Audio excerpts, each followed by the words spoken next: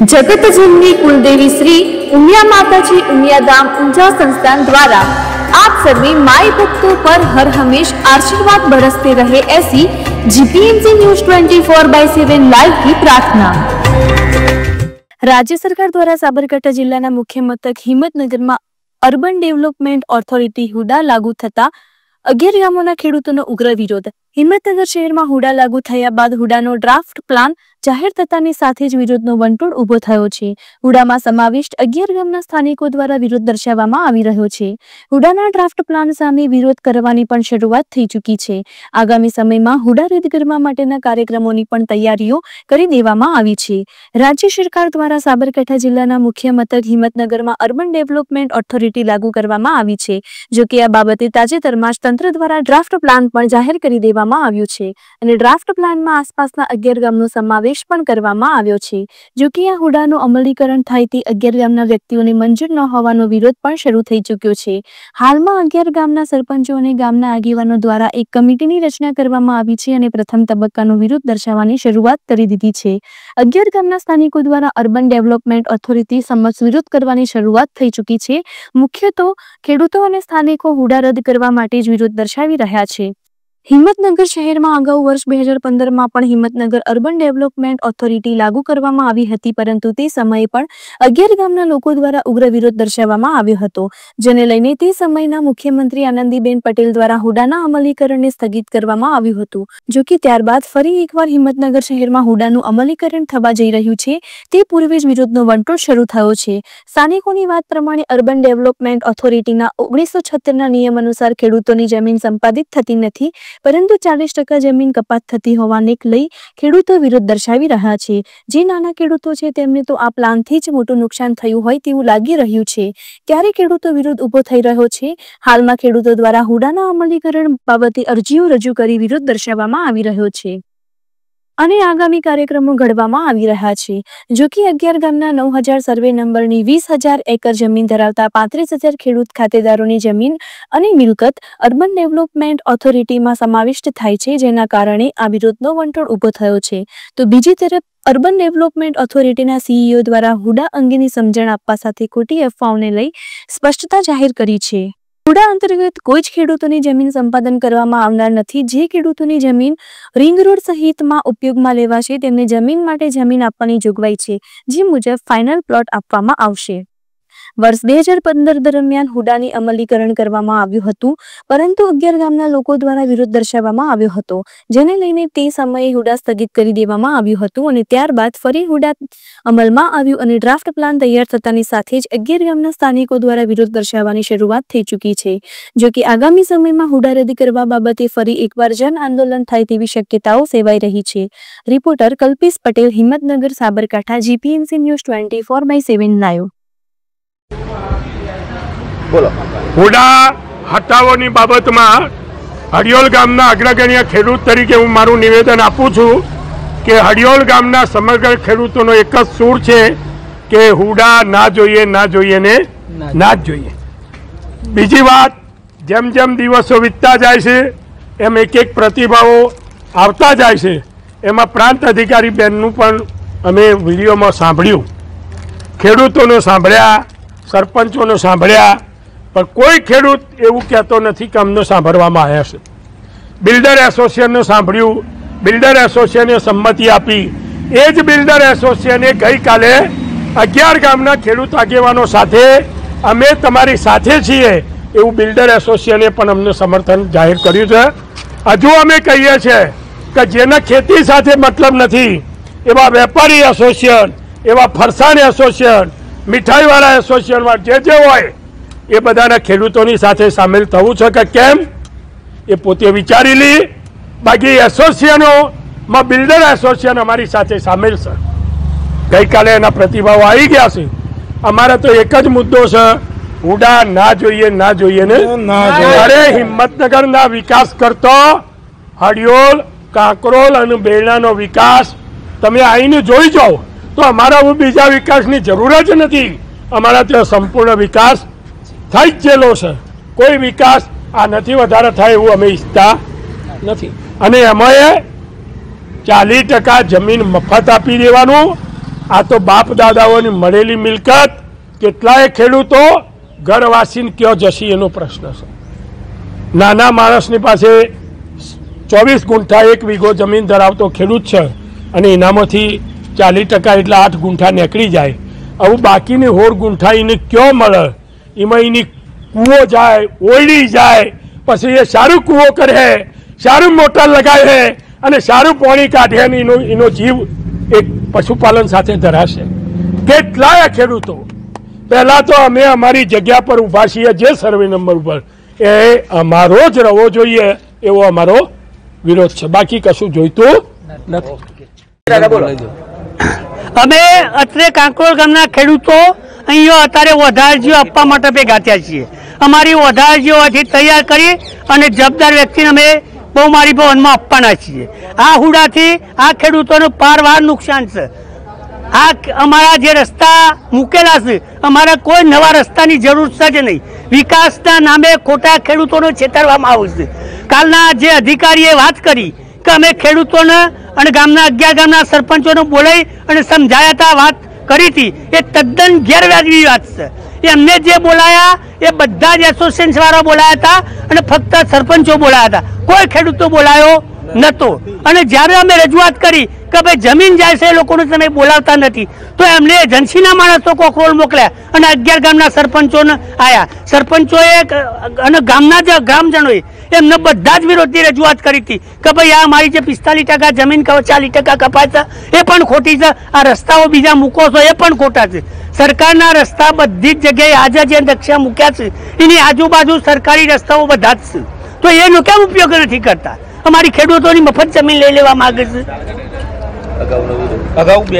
અગાઉ અમે જે વિરોધ કર્યો એ દાડો અમે ગુજરાતના એ વખતના માન્ય મુખ્યમંત્રી આનંદીબેન પટેલને મળેલા અને બેને એ દાડો મને સ્પષ્ટપણે કહેલું કે તમારે જ જોઈતું નથી તો મારા હાલવાની શી જરૂર છે, અને એ વખત બેને રદ કર્યું હતું. પણ આ કેટલાક આગેવાનો એમનો અહમ સંતોષવા માટે આ હિંમતનગરમાં હુડા લાવું છે. બીજી હિંમતનગર કરતો મોટી સિટીઓ વિશેષ છે, તો કેમ હુડા નથી ઓથોરિટી લાવતા નથી અને શા માટે હિંમતનગરમાં લાવું છે? અમારા હિંમતનગર 11 ખેડૂતોના ખેતી ઉપર જીવન નિર્ભર છે. અમારો છોકરો ક્યાં જશે? મારું નામ ધીરજભાઈ ધર્માભાઈ પટેલ. હુડાને લઈને જે આ 11 ગામોમાં હાલ જે પરિસ્થિતિ ઊભી થઈ છે, દરેક ખેડૂતો પોતે કાયદો સમજ્યા બાદ એક નિર્ણય પર આવ્યા છે કે હુડા રદ કરાવવું છે. જે પણ વાતો આજ દિન સુધીની થઈ છે એ વાતોનો ખુલાસો કરું તો અમે જે 20,000 એકર જેટલી જમીન આ 11 ગામની અસરગ્રસ્ત છે, તો આ 20,000 એકર જમીનના મૂળ માલિકો ખેડૂતો છે. જે પણ સંગઠનોના નામ કાલે લેવામાં આવ્યા એમાંથી એક પણની મિલકત જતી નથી. આટલી મોટી મિલકત જ્યારે અસરગ્રસ્ત હોય ને આપને એક પણ વાર જો કોઈ ખેડૂતને વાત ના કરી હોય તો એ વાત શક્ય નથી. ખેડૂત વિકાસનો વિરોધી નથી. અમને હુડાનો વિરોધ એટલા માટે છે કે અમારી જમીન જતી રહેવાની છે, અમને કોઈ સીધી લીટીનો ફાયદો હાલ દેખાઈ રહ્યો નથી. આટલી મોટી મિલકત જો અમારી જવાની હોય ને એક પણ વાર ઓથોરિટી દ્વારા અમને દર્શન પણ કરવા ના મળ્યા હોય ઓથોરિટીના, એ વસ્તુ વ્યાજબી નથી. અમે એમને વિનંતીથી સાથે જણાવીએ છીએ કે આવો આપણે જોડે બેસીને ચર્ચા કરીએ, ખેડૂતને તમે સમજાવો કે એને શું ફાયદો છે, અમારી સંકલન સમિતિને સમજાવો કે શું ફાયદો છે. જો ફાયદો હશે તો ચોક્કસ ખેડૂત એના માથે આ કાયદાને વધાવી લેશે. પરંતુ હાલ અમારા અભ્યાસ મુજબ અમને એવું લાગી રહ્યું છે જો અમે ગેરમાર્ગે હોય તો આવો, અમને સમજાવો. તમારી ફરજનો એક ભાગ છે કે ખેડૂતને સમજાવો. નાની નાની યોજનાઓમાં તો 5 કિલો અનાજના દાણામાં તો અમને ઘણું બધું સમજાવવામાં આવે છે, તો આટલી બધી મિલકતો અમારી લઈ લેવાની હોય તો અમને સમજાવવા જરૂરી છે. અમે રિક્વેસ્ટ કરીએ છીએ જે પણ સંગઠનો જેની બાજુ પણ જવા માંગતા હોય, હુડાનું સમર્થન કરતા હોય, અમને કોઈ વાંધો નથી, પણ પોતાનું સ્ટેન્ડ ક્લિયર કરે.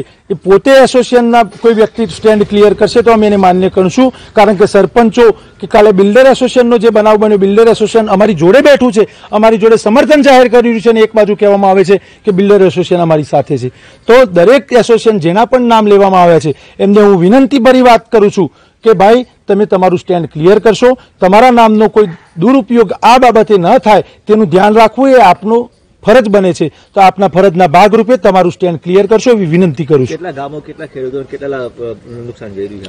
11 ગામના 20,000 એકર જમીન, 9,000 સર્વે નંબરો અને આશરે 35,000 જેટલા ખાતેદારો આમાં ભોગ બની રહ્યા છે અને જો 40% કપાતની વાત જે અમે દાવો કરી રહ્યા છે એ સત્ય હશે તો અમે તો કહીએ જ છે એ સત્ય છે અને 40% મુજબ આજ નહીં કાલ નહીં ને 20 વર્ષે 50 વર્ષે અમારે 40% જમીન આપવાની થાય તો 8000 એકર જેટલી જમીન આપવાની થાય છે।